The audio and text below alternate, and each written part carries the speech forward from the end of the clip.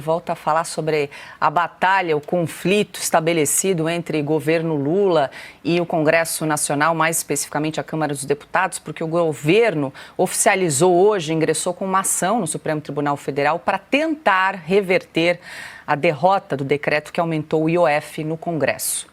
Segundo o advogado-geral da União, Jorge Messias, a decisão do Legislativo infringe a separação dos poderes e a legalidade tributária. A nossa conclusão é de que o decreto presidencial que alterou as alíquotas do IOF é um decreto constitucional, válido, rígido, portanto, e que não poderia ter sido objeto de PDL, ou seja, objeto de decreto legislativo de sustação de efeitos de natureza regulamentar próprio do Poder Executivo. O presidente Lula, ele refletiu bastante. Essa é uma decisão madura, refletida e muito bem informada. Ela não é uma decisão adotada ali no calor da emoção, fruto de um embate político, não. Jorge Messias negou, no entanto, que o objetivo do governo, ao levar o tema ao Supremo, seja colocar em xeque as decisões do Congresso. O que nós estamos pedindo ao Supremo Tribunal Federal é uma ação declaratória de constitucionalidade em favor de um ato produzido pelo presidente da República. Nenhuma maneira, de nenhuma forma, nós estamos, neste momento, colocando em xeque digamos assim, a interação sempre bem-vinda e necessária com o Congresso Nacional. Durante a entrevista à repórter Sara Pérez, o líder do governo na Câmara, o deputado José Guimarães, comentou a judicialização do aumento do tributo.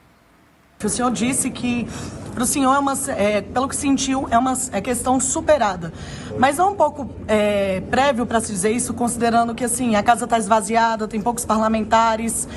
O governo não espera uma reação mais forte vinda da oposição diante desse cenário de judicialização do IOF? Veja bem, a Câmara não foi pedir permissão ao governo para votar o IOF no decreto legislativo. Nem o governo podia pedir autorização à Câmara para governar naquilo que preceitua a nossa Constituição. Portanto, é uma construção que nós temos que fazer. A Câmara tomou uma decisão, o governo tomou outra. E agora eu acho que é hora de sentar e conversar e convergirmos para votarmos essas matérias que são mais importantes para o país. E deixa o Supremo decidir.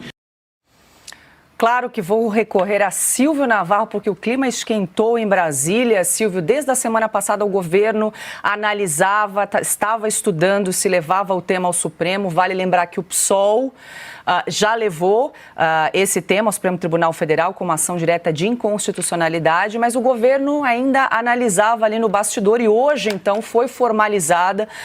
Jorge Messias, advogado-geral da União, fez essa coletiva hoje mais cedo e disse que o governo usa uma estratégia diferente, que o governo Lula tinha uma preocupação em mostrar que não queria atacar um ato do Congresso, tanto que optou por uma ação direta de constitucionalidade. É uma diferença tênue, mas politicamente é um gesto, né, Silvio? Porque, na verdade, o que o AGU fez?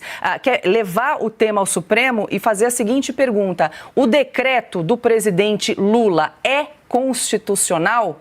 Já o que fez o PSOL levou o tema ao Supremo fazendo a seguinte pergunta: a iniciativa da Câmara de derrubar o decreto é inconstitucional? Na verdade, o resultado vai ser o mesmo, mas cada um optou por um caminho diferente. Claro que tem um gesto político muito forte. Quero ouvi-lo a esse respeito, Silvio. Não, nem precisava, Paula. A tua análise política está perfeita, é exatamente isso. O que eu acrescento? Bom, primeiro, olha, a postura do advogado-geral da União, sambando ali, falando coisa com coisa, a fala do José Guimarães, que é o líder do governo nessa hora, respondendo a nossa repórter. Alguém conseguiu entender o que ele quis dizer? Eu só consegui entender a última frase. Vamos deixar o Supremo decidir. É exatamente isso. Vamos judicializar, vamos jogar para o Supremo Tribunal Federal, porque a gente não consegue fazer o jogo da democracia. A democracia que é feita no parlamento, essa já foi embora. Essa daí a gente já perdeu. Esse é o diagnóstico de um governo que acabou. um governo que acabou no parlamento. Nós escrevemos isso, Paula, se tivermos a oportunidade de mostrar a reportagem desta semana da Revista Oeste, o Congresso humilha Lula, porque foram 383 votos e o governo não conseguiu colocar 100. O governo não conseguiu colocar a sua base em campo, não conseguiu escalar o seu time, porque a base nominal do governo, ela bate em 130, às vezes um pouquinho a mais, um pouquinho a menos, mas o governo não conseguiu colocar a sua base no plenário. O PDT, que está insatisfeito por conta da demissão do ministro Carlos Lupe, no escândalo no coração da Previdência Social, o escândalo do INSS, não apareceu. O PSB não votou. Hoje, o que tem de governo é o PT e o PSOL, mais nada. A Rede Sustentabilidade também não chega a meia dúzia de deputados. Ou seja, é um governo que não tem argamassa para votar nada. Precisa do Centrão. E aonde é que a equação termina? O Centrão não vai com o Lula em 2026. Nós temos batido nessa tecla há algumas semanas, trouxemos números na reportagem, números nos comentários na semana passada. Vejam vocês, hoje, o que é a esplanada dos ministérios formada pelo Centrão? É Republicanos, PSD, o PP, que é o Partido Progressista, o Progressistas e União Brasil, sobretudo eles. O União Brasil está num processo de fusão com o PP, será União Progressista, vai ser a maior força política do ponto de vista de musculatura no Brasil, em Brasília, mas também no Brasil. Vamos a números. Ó, se a minha memória não me trair aqui, a reportagem que a gente publicou nessa semana, antecipando, quem é assinante da Revista Oeste teve acesso a tudo isso primeiro. Vamos lá.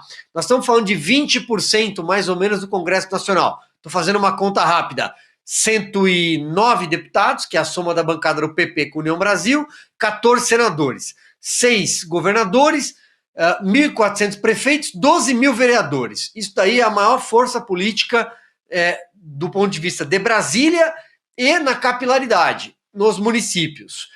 Vamos passar agora para o segundo ponto, que é o PSD. O PSD e os republicanos, eles estão negociando o governador de São Paulo, a figura do governador Tarcísio de Freitas.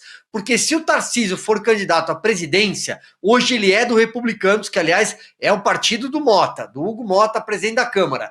Muita gente vai com ele e o PSD do Kassab quer ir com ele. Hoje tem o vice-governador de São Paulo, Felício Ramute. Então, assim, para mostrar mais ou menos como é que funciona o jogo, sem contar os outros governadores do Centro-Sul.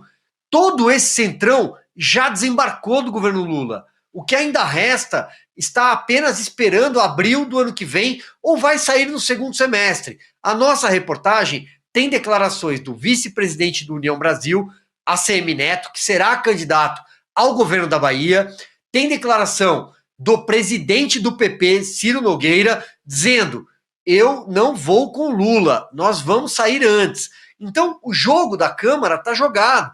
Não é o Hugo Mota que é herói ou virou herói do dia para a noite. Não. É simplesmente a aritmética de Brasília. E é assim que acontece um ano antes da eleição. Quem acompanha a política sabe disso muito bem. Um ano antes da eleição, todo político, o Augusto vai concordar ou acrescentar, todo político pensa na própria sobrevivência eleitoral um ano antes da eleição. Então acabou o jogo para o Lula. Esse é o cenário. A AGU vai judicializar, o PSOL já tentou, e aí eu volto para finalizar no teu comentário, Paula. Eles vão tentar várias frentes para que o Supremo tente simplesmente rasgar a democracia brasileira. Porque se o Congresso não pode sustar uma decisão do presidente da República, bom, então fecha. Põe um cadeado ali, não precisa ninguém concorrer à eleição ano que vem.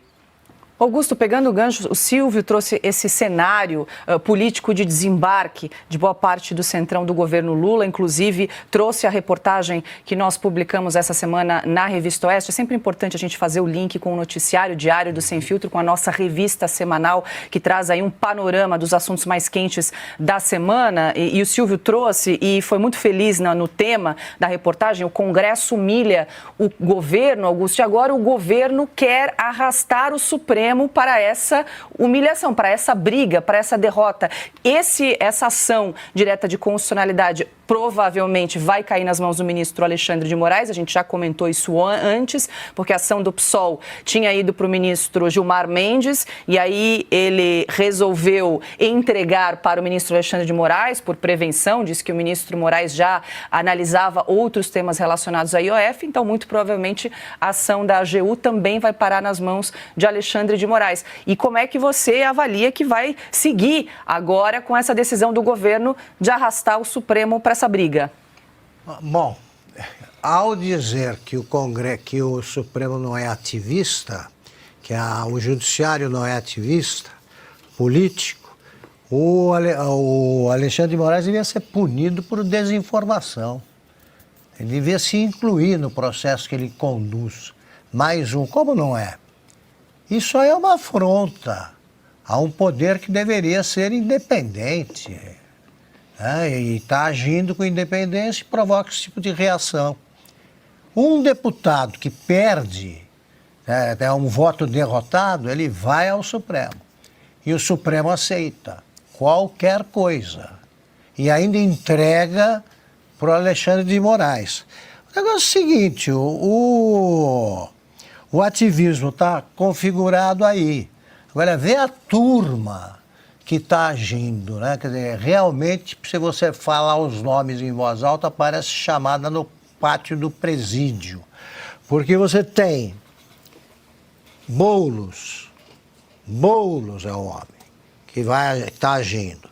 Aí aparece para falar em favor do PT, o patrão daquele assessor que inventou a cueca cofre. O sujeito foi pego aí no aeroporto com pilhas de dólares, euros, ali na cueca. Na cueca, é o líder.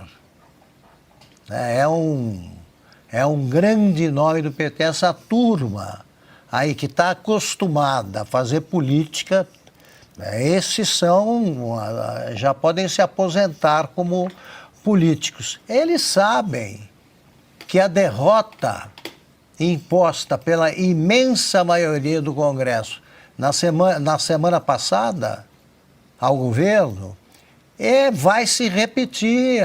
A campanha começou. E o Supremo já vai dando sinais de que pretende agir politicamente como fez em 2022. Repito, eles podem estar otimistas aí, mas não vão reprisar a atuação, não.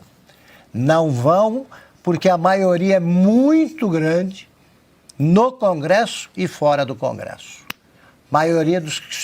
A maioria formada pelos que se opõem ao que andam fazendo o governo e o seu consórcio, que inclui o STF.